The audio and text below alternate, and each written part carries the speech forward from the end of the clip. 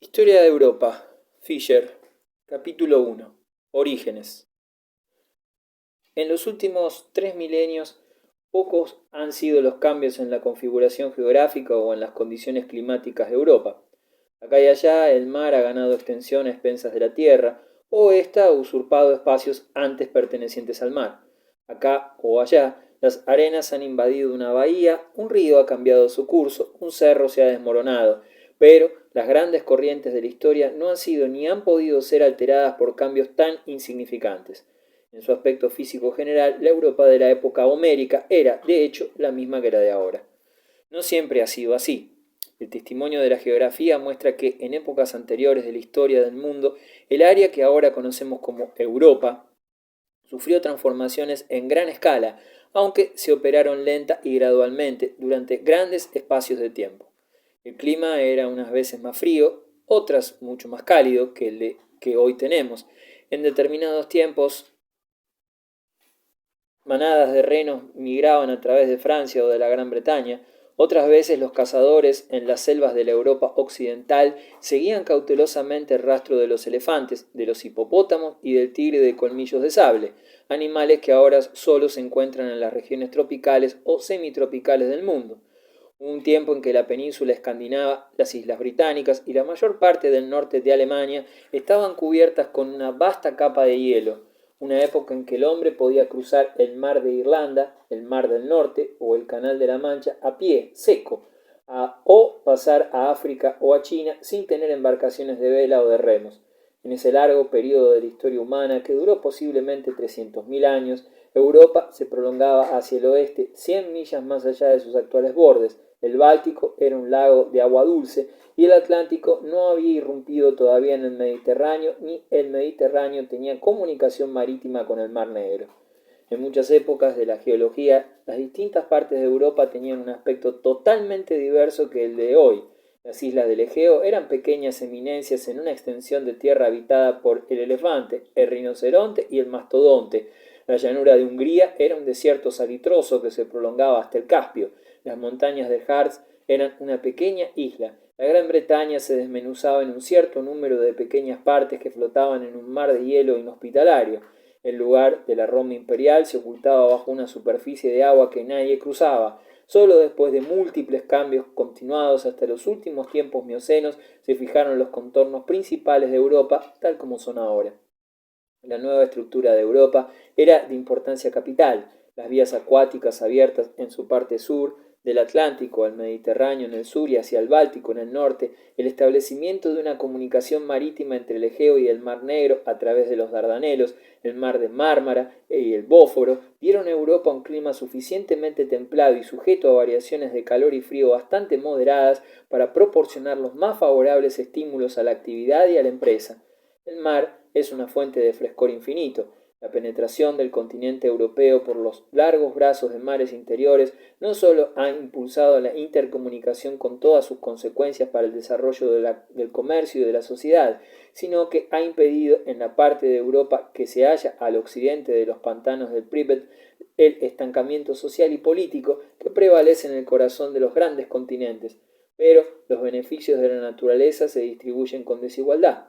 La gran llanura rusa, a excepción de sus franjas meridionales, se halla demasiado apartada de la influencia sedante de la gran masa de agua marina templada para gozar de los beneficios de sus vecinos occidentales. Los inviernos fríos y oscuros de la llanura rusa son hostiles al espíritu de actividad, de vigilancia y de crítica. En tal clima, el hombre es víctima fácil del estrecho localismo y de mortal rutina. La melancolía de la uniformidad geográfica, combinada con un clima duro, ejerce su influencia sobre la mente y un espíritu de resignación y de conformidad que todo lo penetra, mina las iniciativas e invalida las actividades. En la parte occidental de Europa, el hombre se ha visto asistido a la vez por el clima y por la geografía.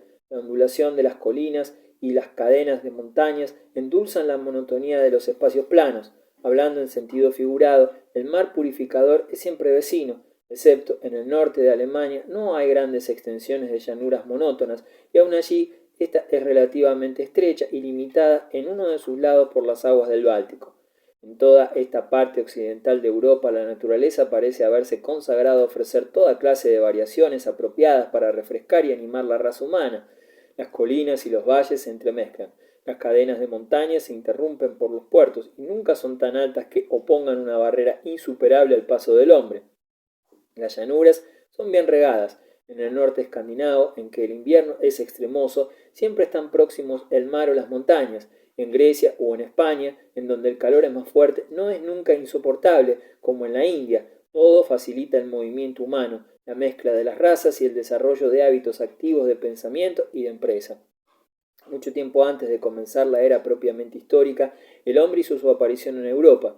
Algunos piensan que llegó desde África, otros por el sur de Rusia, otros a su vez que la cuna primitiva de la humanidad hay que buscarla en las mesetas asiáticas. No lo sabemos, pero si el origen del hombre y el curso de sus primeras emigraciones están envueltos en la oscuridad, conocemos algo de sus propiedades físicas, algo de las etapas de la civilización por las cuales pasó, algo de los tipos raciales que existían en Europa cuando surgió por primera vez a la luz de la historia.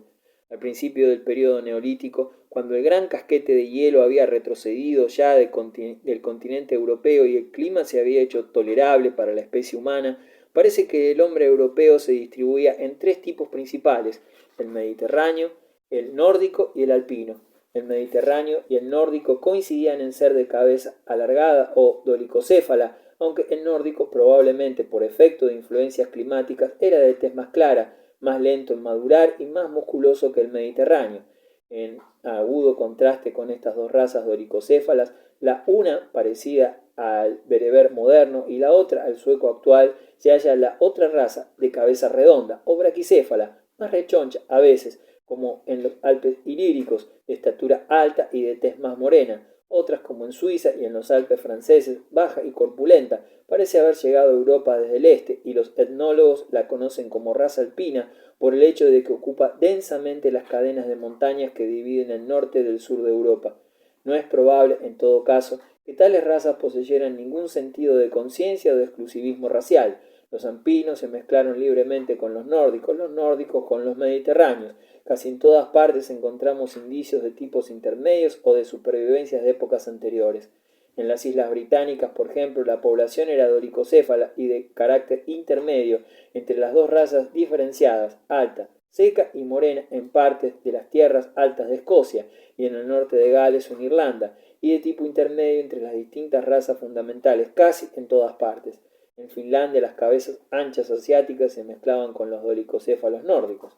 En una palabra, así como Europa es un laberinto de paisajes distintos, es también una mezcla de tipos físicos divergentes.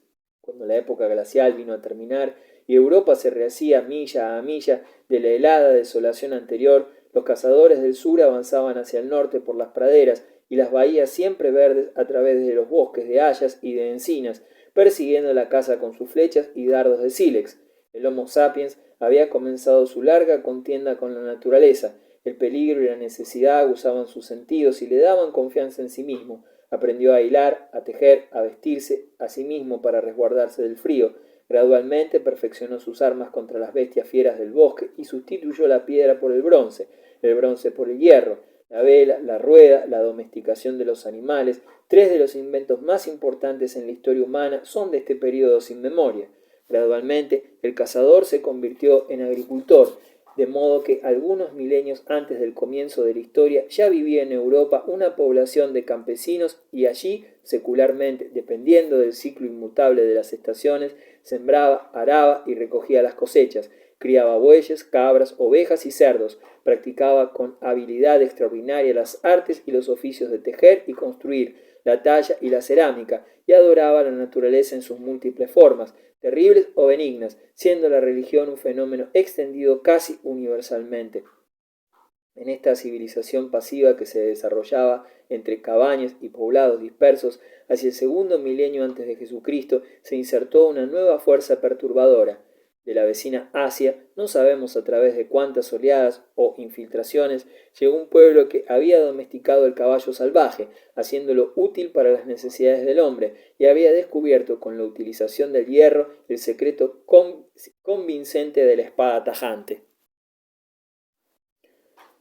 Con estas dos Ventajas decisivas: la nueva raza o combinación de razas se impuso como autoridad dominante a la Europa arcaica de la Edad del Bronce y constituyó el impulso de nuevos y vastos desarrollos, no porque los recién llegados destruyesen por completo la vieja población sedentaria del continente, o porque pudiesen borrar las primitivas creencias que obsesionan la imaginación del hombre rústico. Esta población, cuya mentalidad perdura hasta hoy, en gran parte fue moldeada de nuevo y se le superpuso la cultura más elevada y más espiritual de la nueva aristocracia tribal, que había conseguido llegar tan lejos y que había acelerado de tal modo su evolución. Como se llamasen estos pueblos a sí mismos o como los llamasen los demás cuando vivían en su patria originaria, en donde quiera que se hallase situada, y cuando hablaban su lengua original, es un misterio, pues en tiempos históricos estaban divididos en pueblos diversos que habían perdido el recuerdo de un común origen, pero como comparten con los persas y los indios un mismo patrimonio lingüístico, son llamados por los filólogos indoeuropeos o arios. De la mezcla de estos intrusos conquistadores con los pueblos que usaban el bronce en la Europa arcaica, derivan su origen los pueblos que han llevado el peso de la historia europea, los griegos y los latinos, los celtas, los germanos y los eslavos. La pureza de raza no existe. Europa es un continente de enérgicos mestizos. En ciertas regiones, y más notablemente en el Egeo oriental, la civilización había llegado a un nivel altísimo de riqueza y de habilidad técnica, mucho antes de las invasiones arias. Los tesoros exhumados en Creta y en las Cícladas, en Micenas y en la Tróade son bastantes para mostrar que la mano humana no ha ganado nada en destreza en el curso de los tiempos. En Creta, esa larga y bella isla sobre la que se eleva la cresta nevada del Ida, las más próximas a Egipto de todas las islas europeas, floreció durante cerca de 2000 años, 3000 a 1400 antes de Jesucristo, una brillante civilización que extendió su influencia muy lejos a través de los países bañados por el Egeo o hacia el oeste hasta las playas de Sicilia. Las ruinas del palacio de Minos Cnosos proporcionan asombrosos testimonios del bienestar y el lujo que era posible procurarse en esta época lejana. El sistema de calefacción y de desagüe y hasta algunas de las modas femeninas, tal como aparecen en los frescos, tienen un aire absolutamente moderno. La causa de ese lujo minoico no es desconocida. Cnosos, establecida en el extremo norte de la gran ruta meridional, a través de la isla recibía y distribuía las mercancías del oriente. En aquella época distante, esta ciudad, que pudo tener unos 100.000 habitantes, actuaba como centro de intercambio entre el este y el oeste, representando el mismo papel que más tarde se transfirió a Venecia en la economía del comercio europeo. De pronto la ciudad fue destruida, el lugar fue incendiado y saqueado, la ciudad arrasada, la dinastía minoica y el poder minoico pasaron a la historia, dejando tan solo entre los griegos memoria de una habilidad casi mágica y de lujo y de crueldad. No se ha encontrado todavía la clave de la escritura minoica, ni libro alguno de esta época ha sobrevivido a la catástrofe de la conquista griega. El misterioso pueblo que adoraba una mujer, un hombre y un niño, y para el que la cruz parece haber sido un símbolo religioso, no puede ser comprendido por nosotros, y no lo era tampoco, según parece, por los rubios aqueos que en Micenas y en otros lugares establecieron el caparazón de sus castillos y de sus palacios. La ruina parece haber sido absoluta. Sin embargo, se ha sospechado que, a pesar del silencio de los testimonios, algo de gran valor se transmitió a la posteridad por esa raza brillante. Las piedras de sello minoicas son de factura exquisita y fragmentos del arte de esa época lejana, desenterrados en los tiempos helénicos, pudieron contribuir a inspirar la conciencia estética de Grecia en el más grande periodo de sus creaciones artísticas. El secreto de esta cultura egea tan rica debe buscarse en sus contactos con la civilización de los valles aluviales del Éufrates y del Nilo, más antigua y más avanzada. Allí es donde encontramos los primeros testimonios de una vida urbana sumamente desarrollada, de templos y de colegios sacerdotales, de documentos escritos y de correspondencia, de escuelas y de códigos legales, y de una clase con ocios bastantes para elevarse por encima de las perentorias necesidades materiales y para dedicarse a aprender. Mientras Europa entera era todavía ruda e iletrada, se cultivaban por los sumerios de Mesopotamia la geometría, la astronomía, la ingeniería y la agrimensura.